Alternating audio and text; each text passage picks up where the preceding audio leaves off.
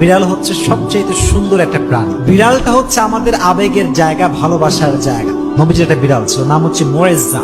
নাম কি? মুয়েজ্জা। একটা হাদিসে এসেছে, অবাক করা হাদিস। দেখেন, নবীজি একবার ঘরে প্রবেশ করলেন, নবীজির জামা রাখা আছে। হাদিসে এসেছে, নবী যখন ঘরে প্রবেশ করলেন, দেখলেন জামার এক সাইডে ছোট্ট একটা বিড়াল আরামে ঘুমাচ্ছে।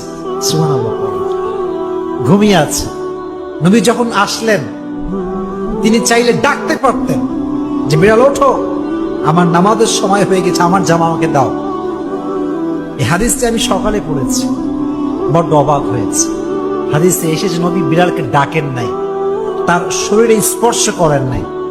নবীর জামার যে অংশে বিড়ালটা শুয়েছিল, নবী যে ওই অংশটুকু কেটে ফেলেছেন, তবুও বিড়ালকে ডিস্টার্ব করে নাই। সুবহানাল্লাহ।